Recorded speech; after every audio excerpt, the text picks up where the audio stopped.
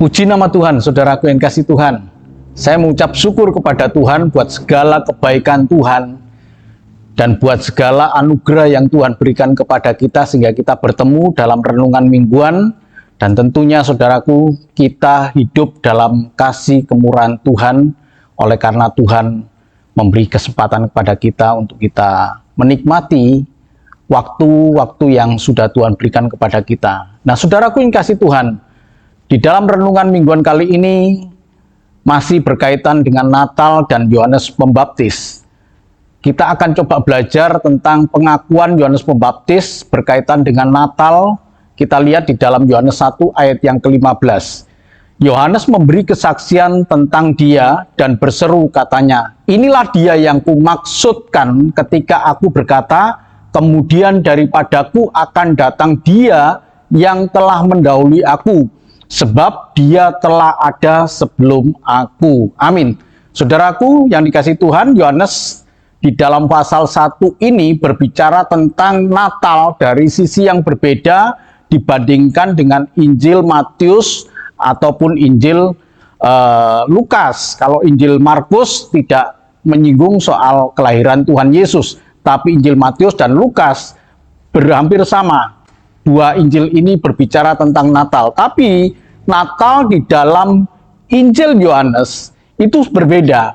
Sebab dikatakan pada mulanya adalah firman, firman itu bersama-sama dengan Allah, dan firman itu adalah Allah. Kemudian firman itu menjadi manusia. Nah, inilah Natal di dalam versi Injil Yohanes. Nah, saudaraku yang kasih Tuhan, yang menarik dari Natal menurut Yohanes Pembaptis ini, ya, dikaitkan dengan Natal, itu dikatakan demikian dalam ayat yang ke-15, Yohanes memberi kesaksian tentang dia dan berseru, katanya, "Inilah dia yang kumaksudkan ketika aku berkata, kemudian daripadaku akan datang dia yang telah mendahului aku, sebab dia telah ada sebelum aku." Dia telah ada sebelum aku. Nah, saudaraku, tentu kalau secara jasmani, secara manusia, Yohanes lebih tua daripada Yesus, ya, karena selisihnya 6 bulan. Kalau dilihat dari usia, Yohanes lahir terlebih dulu, baru kemudian Yesus. Tetapi kita melihat di sini, Yohanes memberikan kesaksian tentang nilai-nilai keilahian yang tidak diketahui oleh banyak orang. Ya. Bahkan sampai sekarang pun masih begitu banyak orang yang meragukan, menentang, ya, menolak keilahian Yesus. Tetapi Yohanes yang secara jasmani lahir terlebih dulu, dia mengaku lewat Natalnya, lewat kelahiran Tuhan Yesus itu dia katakan, dia ada sebelum aku ada, gitu. Dia ada, dia mendahului aku, sebab dia telah ada sebelum aku. Nah, saudaraku yang kasih Tuhan, sungguh luar biasa pola pikir dari Yohanes ini.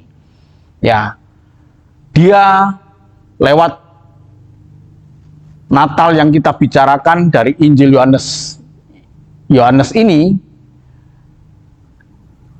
memberikan pengertian bahwa Yesus yang lahir itu bukanlah manusia biasa, dalam pengertian ini adalah Allah. Ini adalah Allah yang inkarnasi menjadi manusia, tetapi dia ada sebelum segala sesuatu ada. Bahkan dia katakan, sebab dia telah ada sebelum aku, kata Yohanes Pembaptis. Ini adalah satu pengertian yang melampaui pola pikir orang pada saat itu dengan mengakui bahwa Yesus itu adalah Allah yang kekal, yang ada sebelum dirinya ada, dia sudah ada.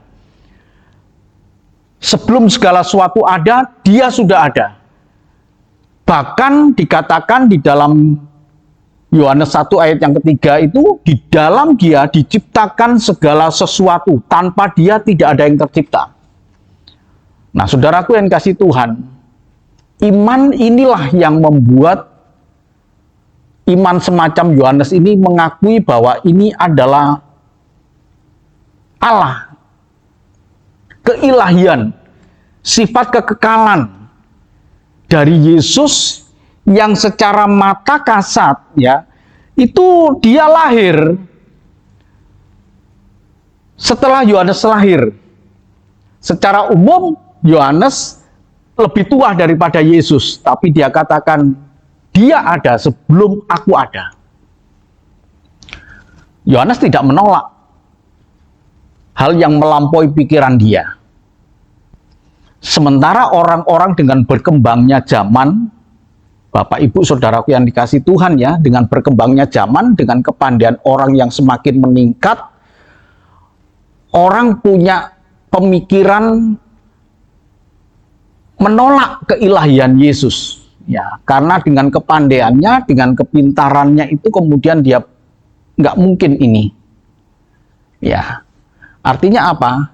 Hikmat Yohanes 2000 tahun yang lalu dibandingkan dengan manusia modern yang saat ini ada, jauh berbeda. Semestinya dengan berkembangnya zaman, dengan kepandaian, orang bisa berpikir lebih cerdas daripada Yohanes. Tapi faktanya tidaklah demikian. Ya. Berkembangnya ateis menunjukkan nilai-nilai orang berpikir tentang Allah sangat merosot. Ya. Dengan melihat kejahatan-kejahatan yang berkembang dengan begitu dahsyatnya, hebatnya, semestinya nilai-nilai agama itu menolong seseorang untuk bisa mengenal Allah dengan baik. Ketika dia mengenal Allah dengan baik, maka cara hidup seseorang harus lebih baik. Tapi kenyataannya tidak demikian. Nah, inilah keprihatinan kita menyaksikan bagaimana orang di saat-saat seperti sekarang ini jauh hikmatnya dibandingkan dengan Yohanes yang 2000 tahun yang lalu dia berkata bahwa sebab dia telah ada sebelum aku ada. Jadi dia sudah mengerti tentang keilahian Yesus yang bertentangan dengan kelahiran dia sendiri, bahwa Yesus itu lahir 6 bulan setelah aku gitu. Tapi dia katakan dia ada sebelum aku ada. Nah, Bapak Ibu Saudaraku yang kasih Tuhan, renungan kali ini mari kita akan kembali kepada pikiran kita dengan baik bahwa Tuhan Yesus adalah Allah yang menjadi manusia, yang harus mati menebus dosa kita, dan kemudian dia bangkit memberikan pengharapan dalam hidup kita bahwa suatu saat nanti aku pun juga bangkit, karena Tuhan Yesus adalah yang sulung dari antara orang yang mati yang bangkit. Maka setelah dia yang sulung, diikuti oleh kita-kita ini yang harus bangkit untuk bisa tinggal bersama-sama dengan dia yang adalah Allah yang menjadi manusia. Itu pola pikir dari Yohanes dan berkata,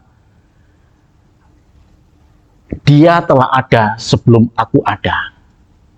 Natal memberikan pengertian yang benar kepada kita bahwa Natal adalah lahirnya Allah yang menjadi manusia, yang kemudian dia kembali kepada kodrat dia sebagai Allah yang harus kita sembah.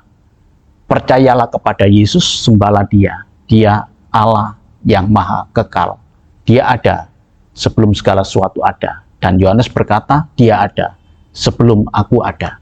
Tuhan memberkati. Amin.